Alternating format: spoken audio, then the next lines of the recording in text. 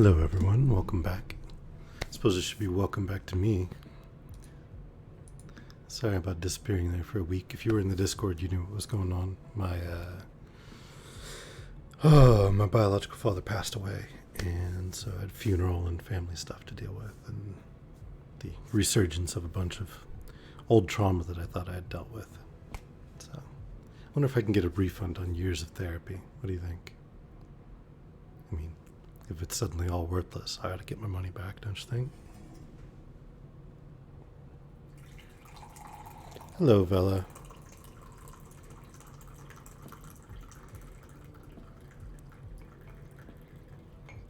Oh, I'll be alright. I've got most of it back in its box by now.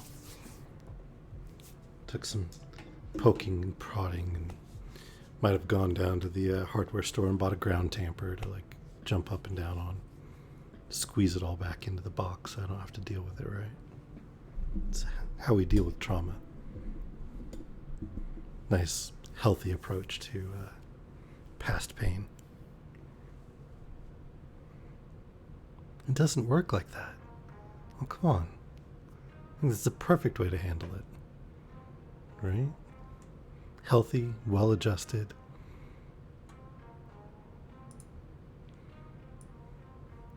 Considerate, thoughtful approach to dealing with the detritus of life.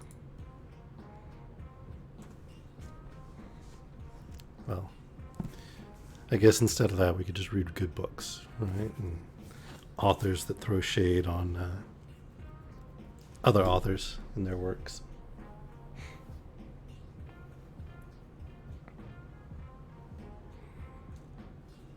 Honestly, it kind of reminded me of some musicians that I've heard that have had rivalries with other musicians and throwing shade as part of their songs. Talking about how bad their competitors were.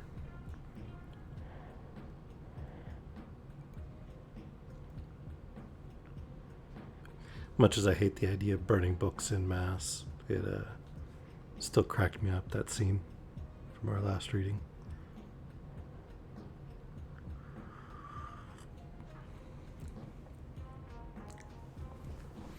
All right. Well, our eponymous hero, Don Quixote de la Mancha, now has Sancho Panza with him. They are setting forth on their new adventures. So we'll go ahead and join them and see where we end up. Oh, in other news, so I switched the scene. I have gotten the Sisyphus to power back on. I need to tweak the software and fix the sand distribution and that kind of thing, but we should see a return of the Sisyphus sometime soon. Assuming everybody still wants that.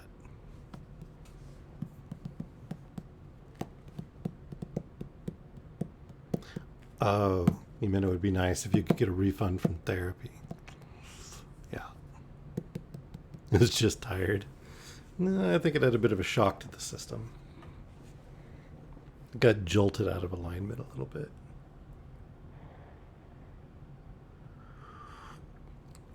But after I reset the motor arm and aligned it and flashed the, not the BIOS, but the micro SD card that contains the instructions for it, it all lit back up. Took a little bit to figure out where it was and home in. And after that, it started doing patterns. But then it didn't want to talk to the controlling app. So that took a little bit to get figured out. It wasn't saving the Wi-Fi configuration. Because the way it works is it first broadcasts its own Wi-Fi network. And then you join that with the app. And then configure it and connect while Bluetooth is on and connected, by the way. So you're connected via two protocols at the same time. And then you connect it to your Wi-Fi network. And once it reestablishes over there, you restart the app and connect through your regular network with your device and then connect to the Sisyphus that way. So once I did all that, it let me like pause and start and that kind of thing. But still need to configure and download a couple of additional playlists and tracks and stuff like that. Test them out. And the sand is largely around the edges at the moment, which we want more of it in the middle. Partly so it doesn't make that horrible grindy noise. But that's the update on the Sisyphus, just in case you guys were interested.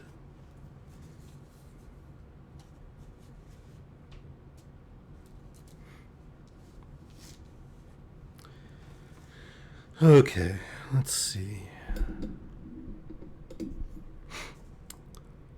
Don Quixote, chapter 8. Actually, I'm going to take this headset off.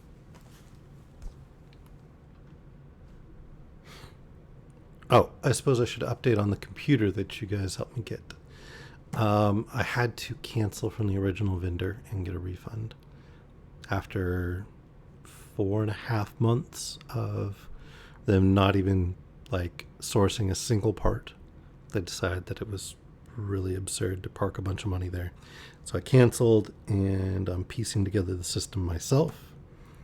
I'm still going to try and find an engraving shop to do the engraving on the tempered glass, but I'm not 100% certain if I'll be able to get that done or not. But I should have all the bits and bobs and pieces and parts by this weekend.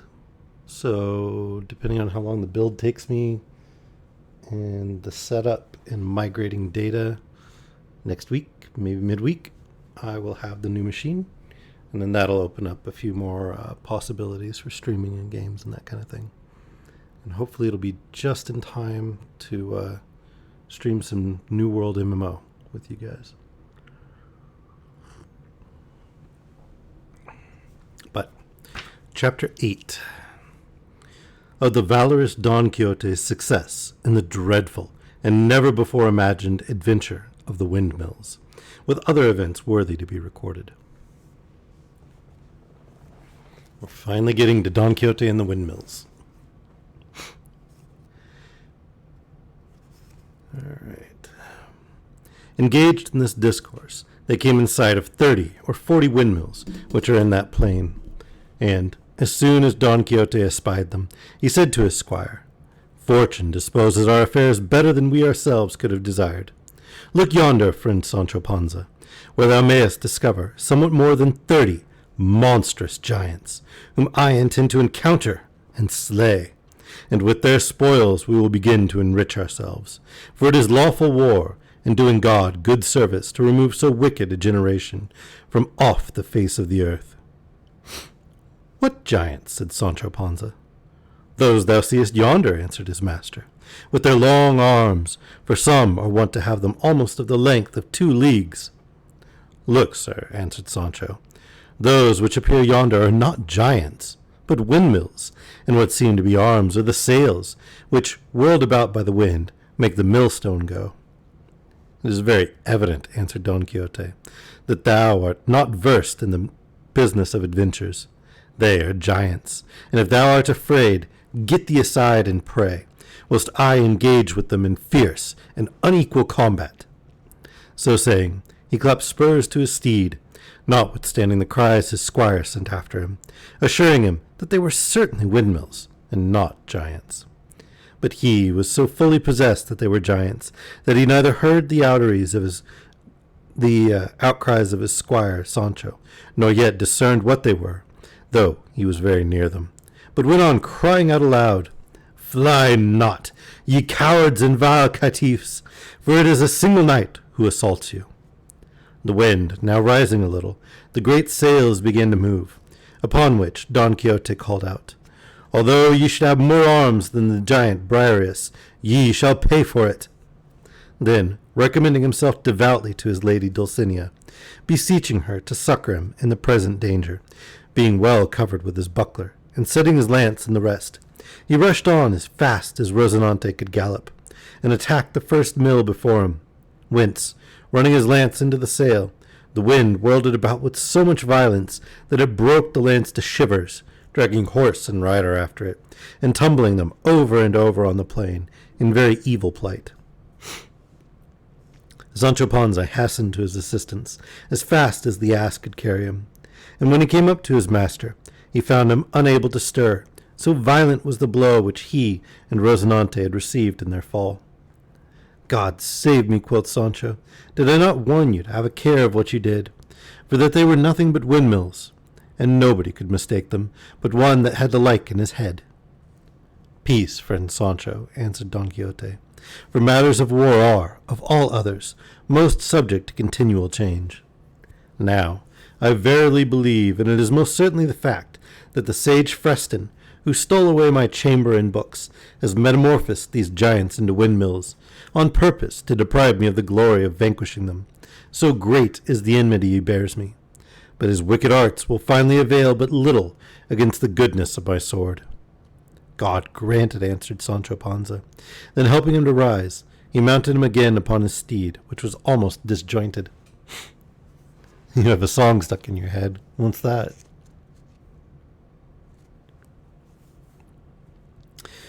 Conversing upon the late adventure, they followed the road that led to the pass of Lapis, because there, Don Quixote said, they could not fail to meet with many and various adventures, as it was much frequented. He was, however, concerned at the loss of his lance, and speaking of it to his squire, he said, I remember to have read that a certain Spanish knight, called Diego Perez de Vargas, having broken his sword in a fight, tore off a huge branch or limb from an oak, and performed such wonders with it that day, and dashed out the brains of so many Moors that he was surnamed Machuca, and from that day forward he and his descendants bore the names of Vargas and Machuca. I now speak of this, because from the first oak we meet I mean to tear a limb, at least as good as that, with which I purpose and resolve to perform such feats that thou shalt deem thyself most fortunate in having been thought worthy to behold them, and to be an eye-witness of things which will scarcely be credited. God's will be done, quoth Sancho. I believe all just as you say, sir. But pray set yourself more upright in your saddle, for you seem to me to be riding sidling, owing perhaps to the bruises received by your fall. It is certainly so, said Don Quixote, and if I do not complain of pain, it is because knights-errant are not allowed to complain of any wound whatever, even though their entrails should issue from it. If so, I have nothing more to say, quoth Sancho, but God knows I should be glad to hear your worship complain when anything ails you. As for myself, I must complain of the least pain I feel, unless this business of not complaining extend also to the squires of knight-errant. Don Quixote could not forbear smiling at the simplicity of his squire, and told him he might complain whenever and as much as he pleased, either with or without cause, having never yet read anything to the contrary in the laws of chivalry. Sancho put him in mind that it was time to dine. His master answered that at present he had no need of food, but that he might eat whatever he thought proper. With this license, Sancho adjusted himself as well as he could upon his beast, and taking out the contents of his wallet, he jogged on behind his master, very leisurely, eating and ever and anon raising the bottle to his mouth, with so much relish that the best-fed victualler of Malaga might have envied him. And whilst he went on in this manner, repeating his draughts, he thought no more of the promises his master had made him, nor did he think it any toil, but rather a recreation to go in quest of adventures, however perilous they may be. In fine, they passed that night under the shelter of some trees, and from one of them the knight tore a withered branch, to serve him in some sort as a lance, after fixing upon it the iron head of the one that had been broken.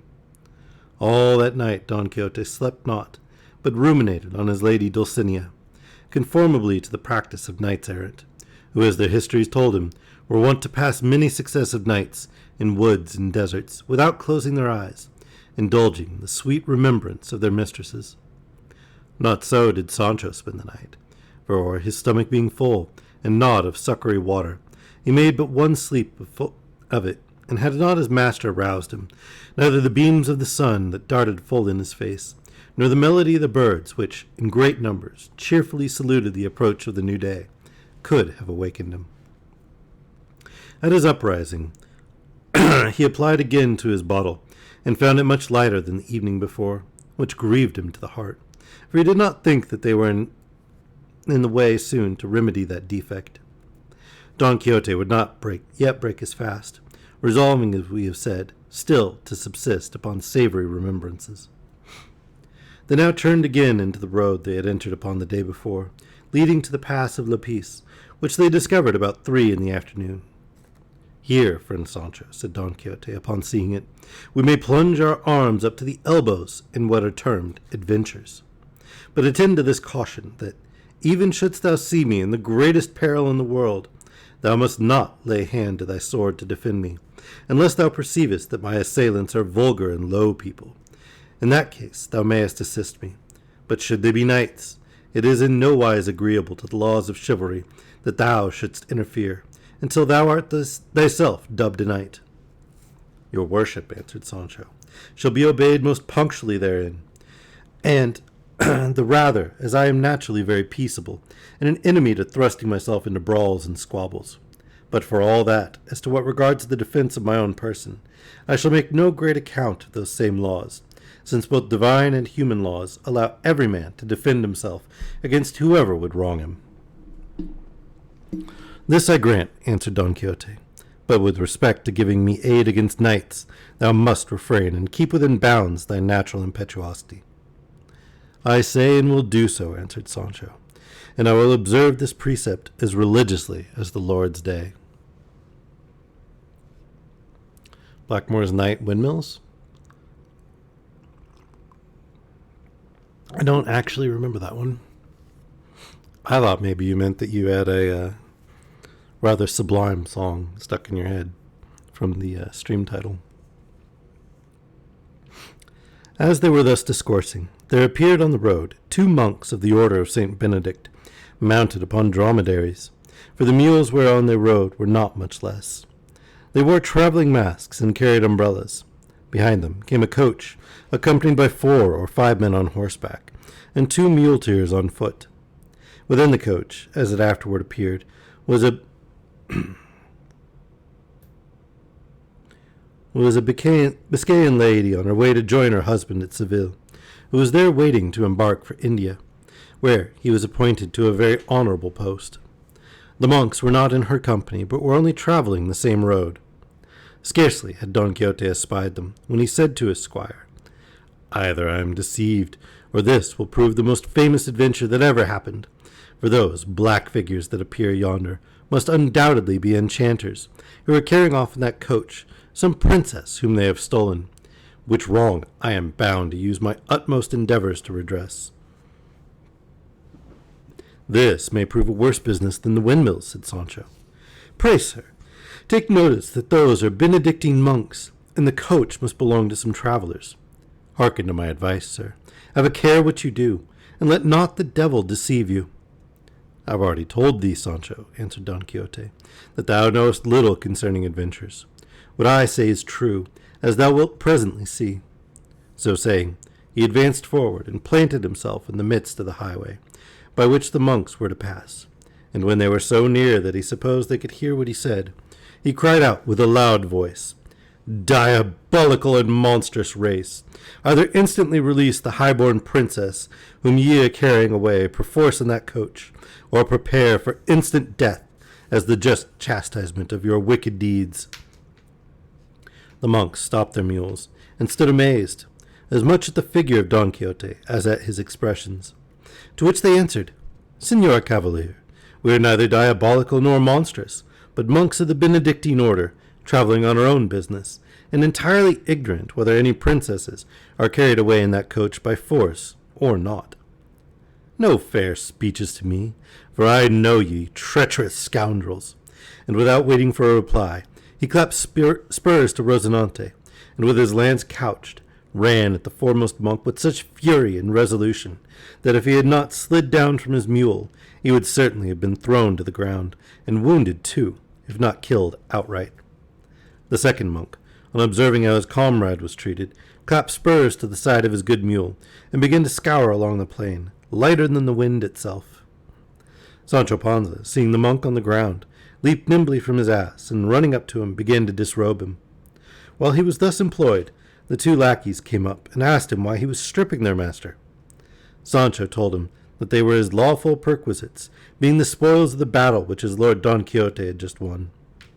The lackeys, who did not understand the jest, nor what was meant by spoils or battles, seeing that Don Quixote was at a distance, speaking with those in the coach, fell upon Sancho, threw him down, and besides leaving him not a hair in his beard, gave him a hearty kicking, and left him stretched on the ground, deprived of sense and motion.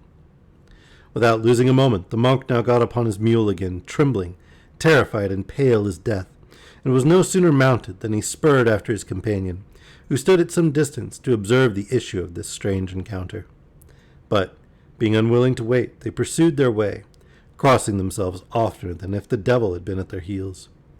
In the meantime, Don Quixote, as it hath already been mentioned, addressing the lady in the coach, "Your beauteous ladyship may now," said he, "dispose of your person as pleaseth you best, for the pride of your ravishers lies humbled in the dust, overthrown by my invincible arm, and that, you may be at no trouble to learn the name of your deliverer.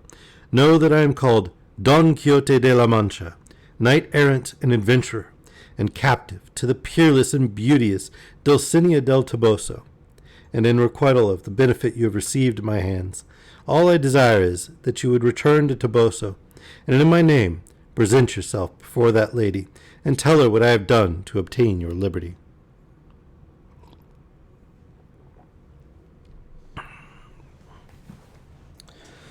All that Don Quixote said was overheard by a certain squire who accompanied the coach, a Biscayan, who, finding he would not let it proceed, but talked of their immediately returning to Toboso, flew at Don Quixote, and taking hold of his lance, addressed him in bad Castilian and worse Biscayan after this manner: "Cavalier, be gone, and the devil go with thee. I swear by the power that made me, if thou dost not quit the coach, thou forfeitest thy life, as I am a Biscayan." Don Quixote understood him very well, and with great calmness answered, "If thou wert a gentleman, as thou art not, I would before now have chastised thy folly and presumption, thou pitiful slave." "I am no gentleman," said the Biscayan. "I swear by the great God thou liest, as I am a Christian. If thou wilt throw away thy lance and draw thy sword, thou shalt see how soon the cat will get into the water. Biscayan by land, gentleman by sea, gentleman for the devil, and thou liest. Now what hast thou to say?" "Thou shalt see that presently, as said Agrajes," answered Don Quixote. Then throwing down his lance, he drew his sword, grasped his buckler, and set upon the Biscayan with a resolution to take his life. The Biscayan, seeing him come on in that manner, would fain have alighted, knowing that his mule, a wretched hackney, was not to be trusted, but he had only time to draw his sword. Fortunately for him, he was so near the coach as to be able to snatch from it a cushion that served him for a shield, whereupon they immediately fell to, as if they had been mortal enemies. The rest of the company would have made peace between them, but it was impossible, for the Biscayan swore in his jargon that if they would not let him finish the combat, he would murder his mistress, or whoever attempted to prevent him. The lady of the coach, amazed and affrighted at what she saw, ordered the coachman to remove a little out of the way, and sat at a distance, beholding the fierce conflict, in the progress of which the Biscayan gave Don Quixote so mighty a stroke on one of his shoulders, and above his buckler, that, had it not been for his armor, he had cleft him down to the girdle. Don Quixote, feeling the weight of that unmeasurable blow, cried out aloud, saying, "O lady of my soul, Dulcinea, flower of all beauty, succor this thy knight, who, to satisfy thy great goodness, exposes himself to this perilous extremity." This invocation, the drawing his sword and the covering himself well with his buckler, and rushing with fury upon the Biscayan, was the work of an instant, resolving to venture all on the fortune of a single blow. The Biscayan, perceiving his determination, resolved to do the same, and therefore waited for him, covering himself well with his cushion. But he was unable to turn his mule either to the right or the left, for, being already jaded and unaccustomed to such sport, the creature would not move a step. Don Quixote, as we have before said, now advanced toward the wary Biscayan with his uplifted sword, fully determined to cleave him asunder, and the Biscayan awaited him, with his sword also raised, and guarded by his cushion. All the bystanders were in fearful suspense as to the event of those prodigious blows with which they threatened each other, and the lady of the coach and her attendants were making 1,000 vows and promises of offerings to all the images and places of devotion in Spain, that God might deliver them and their squire from this great peril. But the misfortune is that the author of this history, at that very crisis, leaves the combat unfinished, pleading an excuse that he could find no more written of the exploits of Don Quixote than what he has already related. It is true indeed that the second undertaker of this work could not believe that so curious a history should have been consigned to oblivion, or that the wits of La Mancha should have so little curiosity as to not preserve in their archives or cabinets some memorials of this famous knight, and under that persuasion he did not despair of finding the conclusion of this delectable history, which, through the favor of heaven, actually came to pass, and in the manner that shall be faithfully recounted in the following chapter.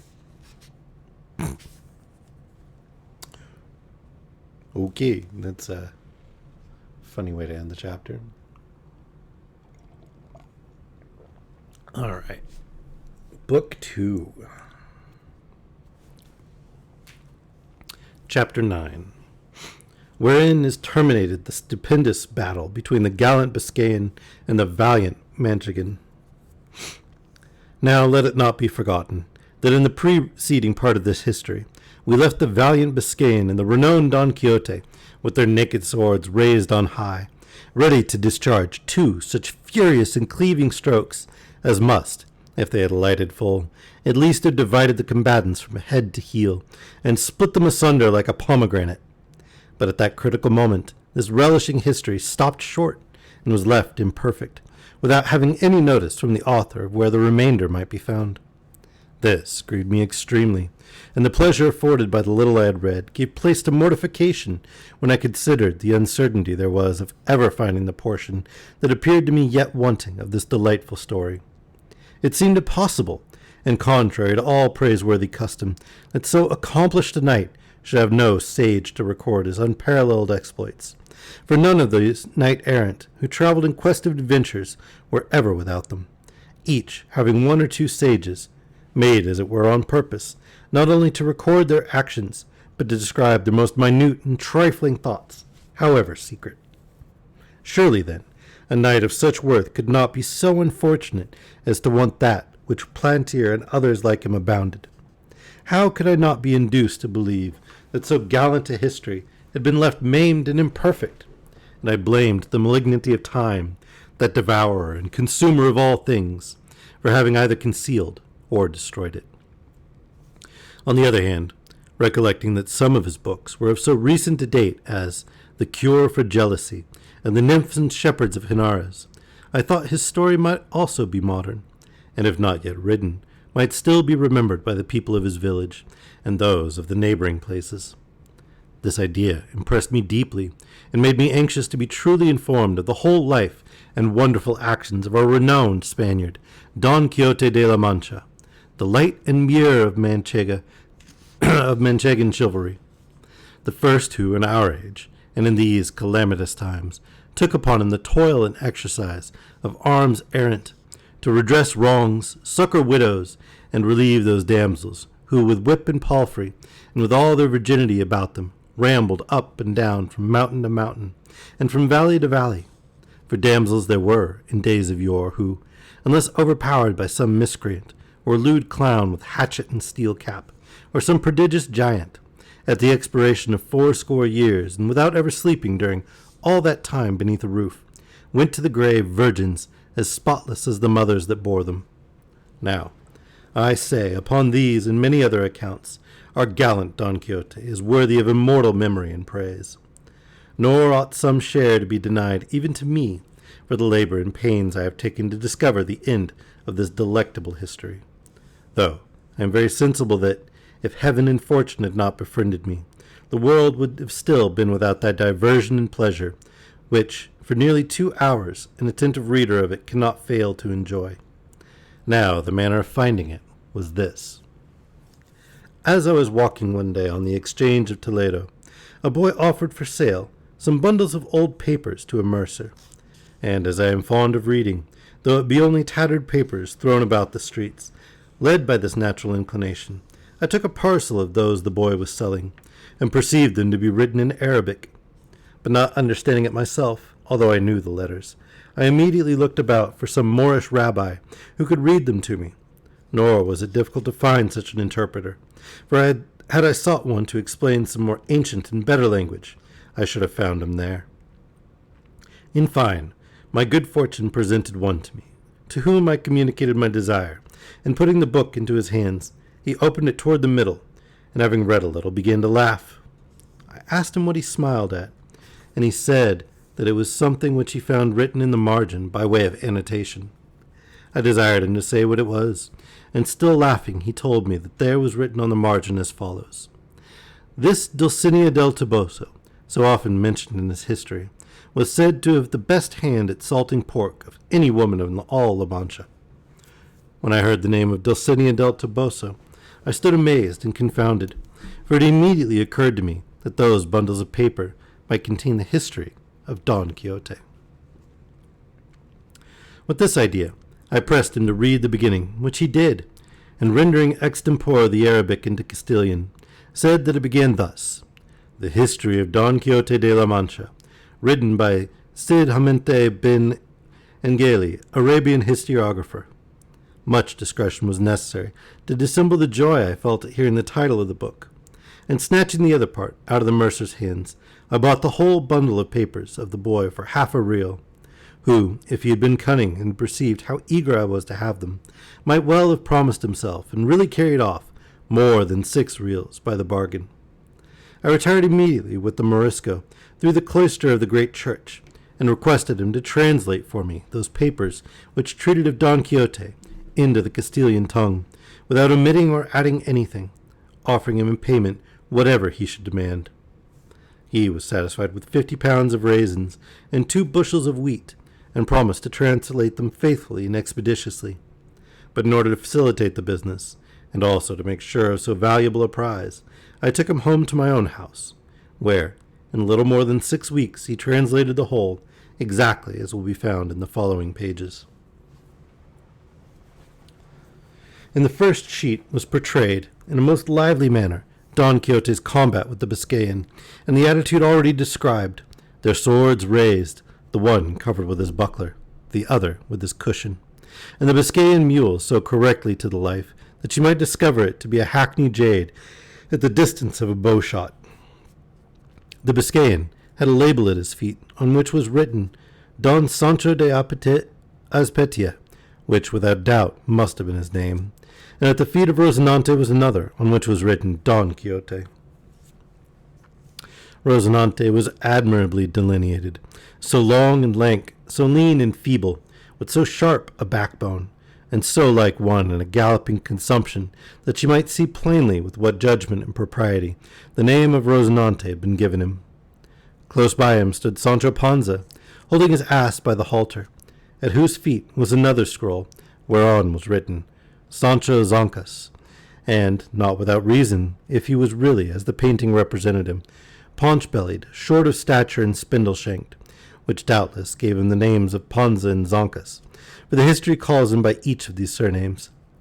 There were some other more minute particulars observable, but they are all of little importance, and contribute nothing to the faithful narration of the history, though none are to be despised if true.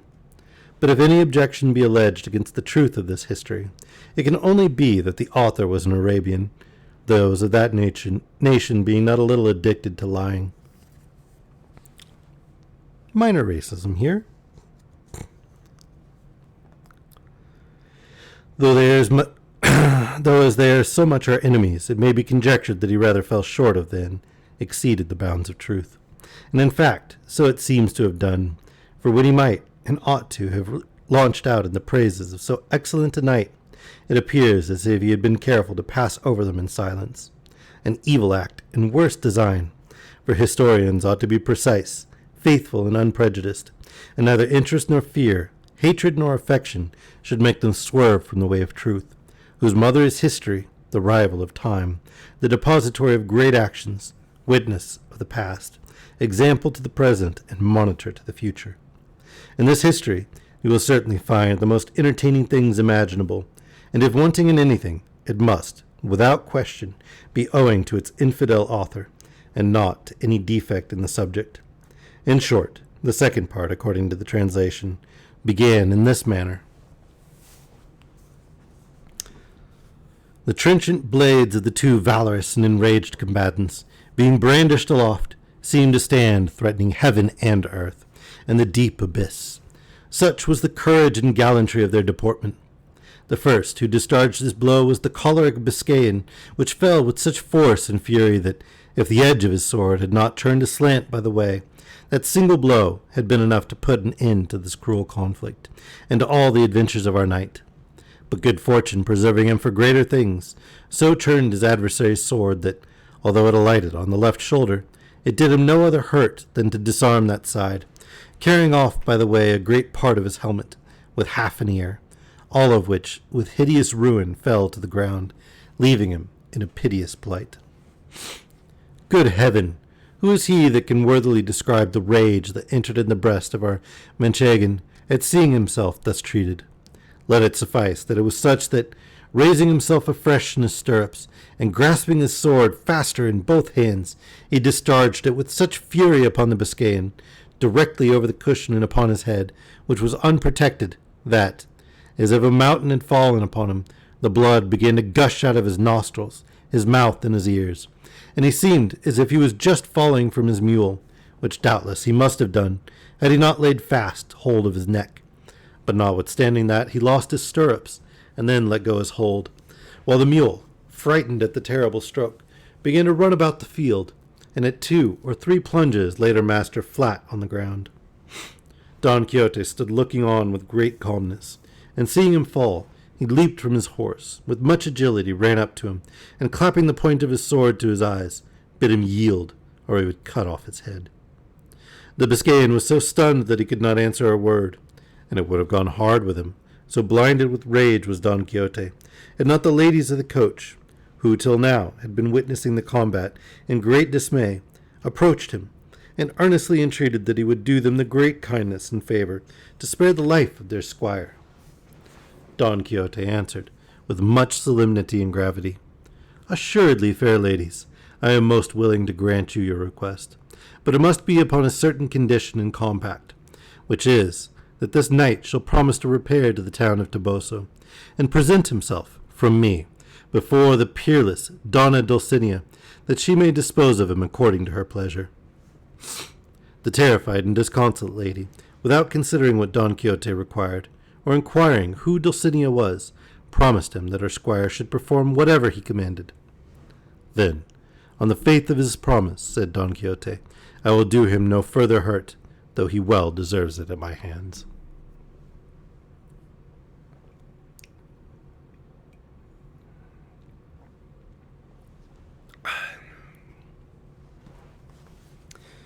I don't understand that Don Quixote has not already died.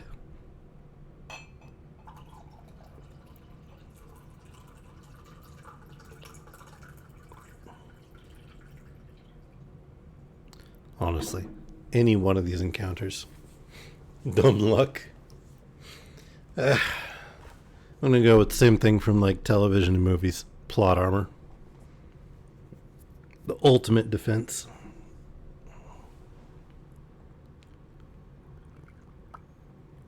It can protect you from anything, even though the whole universe be turned against you.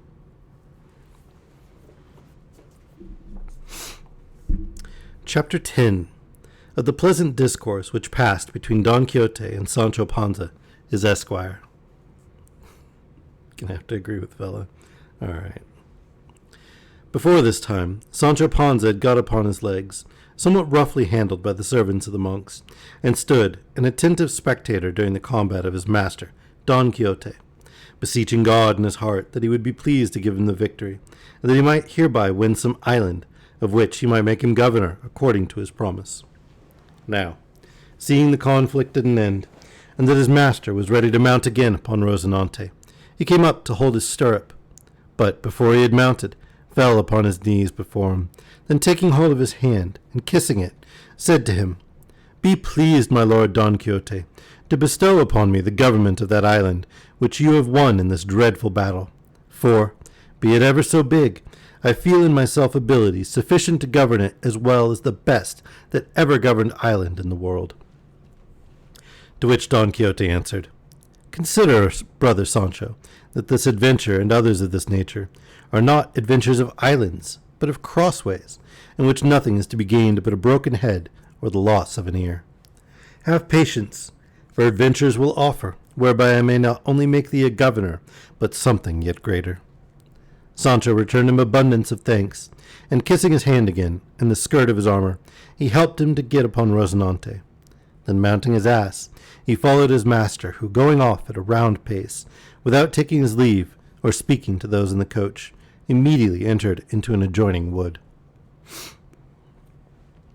Sancho followed him as fast as his beast could trot, but Rocinante made such speed that, seeing himself left behind, he was forced to call aloud to his master to stay for him.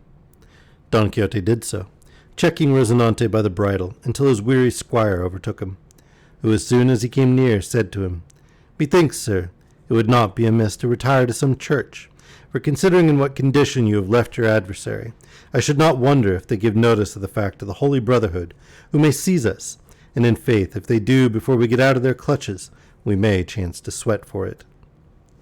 Peace, quoth Don Quixote, for where hast thou ever seen or heard of a knight-errant having been brought before a court of justice, however numerous the homicides he may have committed? I know nothing of your homicides, answered Sancho, nor in my life ever cared about them. Only this I know, that the Holy Brotherhood have something to say to those who fight in the fields, and as to the other matter, I shall have nothing to do with it.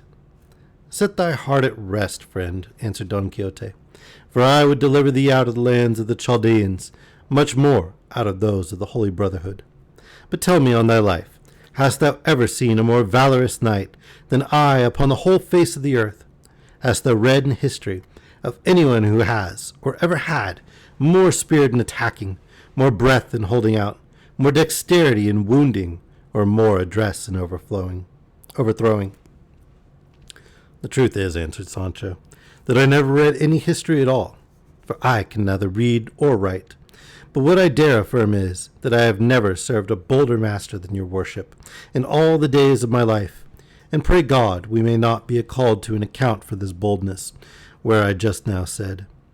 What I beg of your worship is, that you would let your wound be dressed, for a great deal of blood comes from that ear, and I have some lint and a little white ointment here in my wallet.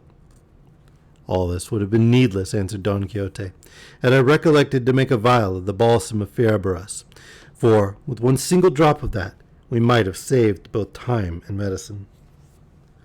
What vial and balsam is that? Said Sancho Panza. It is a balsam, answered Don Quixote, the receipt of which I hold in memory, and he who possesses it need not fear death, nor apprehend that any wound will be fatal. Therefore, when I shall have made it and given it to thy care, all thou wilt have to do, when thou seest me in some battle, cleft asunder, as it frequently happens, is to take up fair and softly that part of my body which shall fall to the ground, and with the greatest nicety, before the blood is congealed, place it upon the other half that shall remain in the saddle, taking especial care to make them tally exactly. Then shalt thou give me 2 draughts only of the balsam aforesaid, and instantly thou wilt see me become sounder than an apple. This be so, said Sancho. I renounce from henceforward the government of the promised island, and only desire, in payment of my many and good services, that your worship will give me the receipt of this extraordinary liquor, for I dare say it will anywhere fetch more than 2 reals an ounce, and I want no more to pass this life with credit and comfort. But I should be glad to know whether the making of it will cost much. For less than 3 reals thou mayst make 9 pints, answered Don Quixote. Sinner that I am, exclaimed Sancho, why does your worship delay making it? Peace, friend, answered Don Quixote, for I intend to teach thee greater secrets, and to do thee greater kindnesses. But at present let us set about the cure, for my ear pains me more than I could wish. Sancho took some lint and ointment out of his wallet, but when Don Quixote perceived that his helmet was broken, he was ready to run stark mad, and laying his hand on his sword, and raising his eyes to heaven, he said, I swear by the Creator of all things, and by all that is contained in the 4 holy evangelists, to lead the life that the great Marquis of Mantua led, when he vowed to revenge the death of his nephew Valdovinos, which was, not to eat the bread on a tablecloth, nor again to go home to his wife, and other things which, though I do not now remember, I consider as here expressed, until I have taken vengeance on him who hath done me this outrage. Sancho, hearing this, said to him, Pray consider, Señor Don Quixote, that if the knight has performed what was enjoined upon him, namely, to go and present himself before my lady Dulcinea del Toboso, he will then have done his duty, and deserves no new punishment unless he commits a new crime. Thou hast spoken and remarked very justly, answered Don Quixote, and I annul the oath, so far as concerns the taking of fresh revenge, but I make it and confirm it anew, as to leading the life I have mentioned, until I shall take by force, from some knight, another helmet, equally good. And think not, Sancho, that I am making a smoke of straw, for I well know whose example I shall follow, since precisely the same thing happened with regard to Mambrino's helmet, which cost Sacripante so dear. I wish your worship would send such oaths to the devil, said Sancho, for they are very hurtful to the health, and prejudicial to the conscience. Besides, pray tell me, if perchance for many days we should not light on a man armed with a helmet, what must we do then?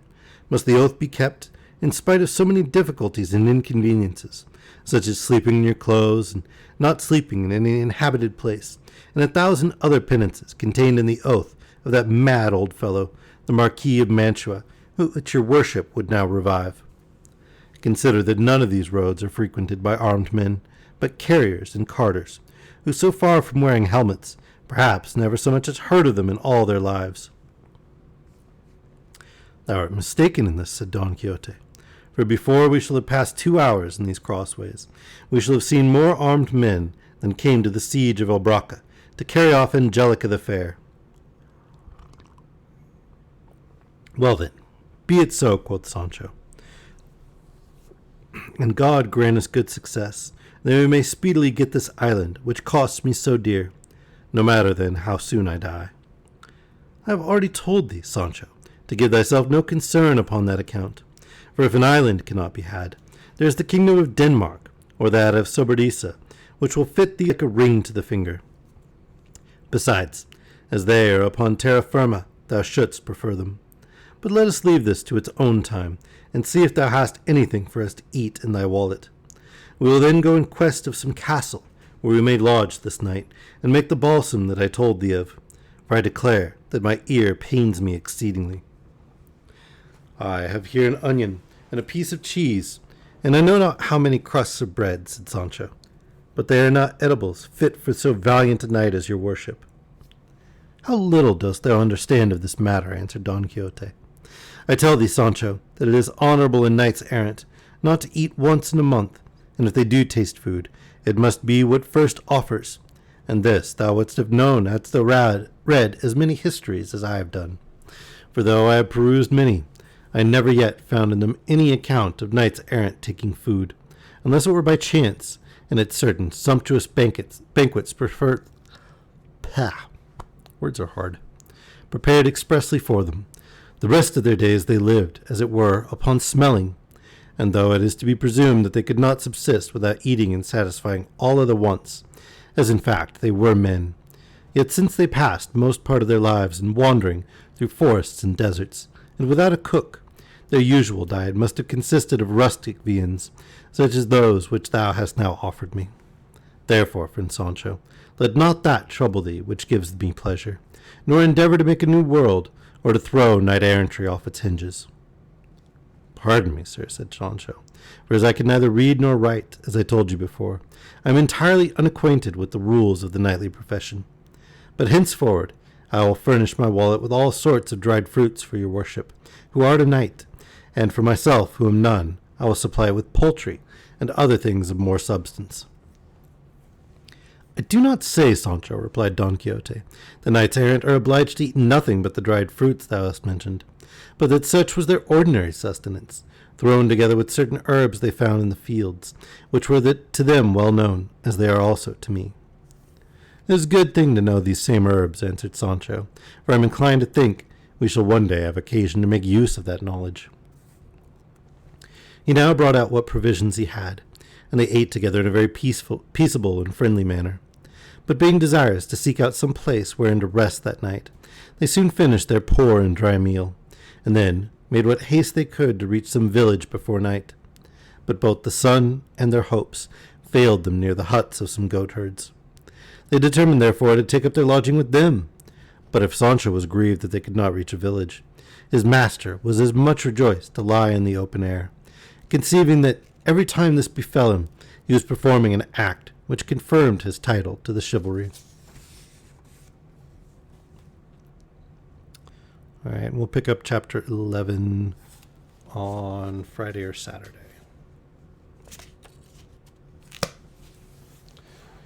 Not 100% sure that I'll be able to read on Friday, but I will try to do so.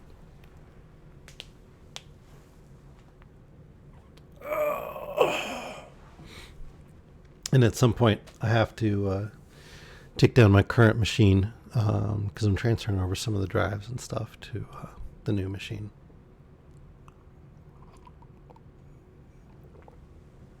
Hopefully that'll go quickly, but we'll see. I'm going to have to set up all the streaming stuff again, too. Okay. Anyway, what do you guys think of Don Quixote so far? Have any of you actually read it before? I have not, by the way.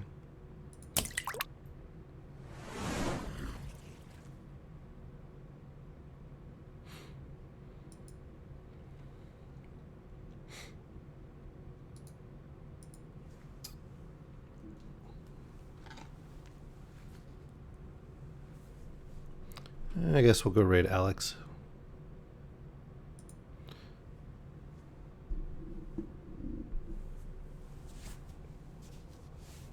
Go from chasing windmills to chasing generators, I guess.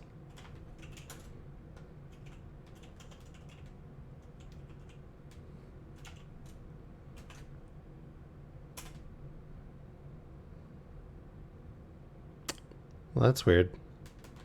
It wants me to log into Twitch.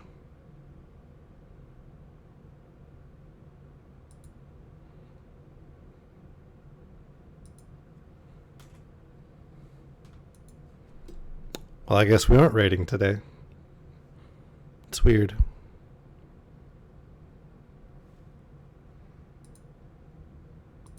I mean, the software is connected to Twitch. I don't know. Anyway, I guess no raid today because it's being weird and wonky. But I'll catch all of you guys later. I'll be on the Discord during the week. And been playing some games. So hopefully I'll see you there. And then, in any case, having an excellent night, morning, afternoon, evening. Whatever it is, wherever you are. But it is obviously bedtime for me. So I'm going to call it.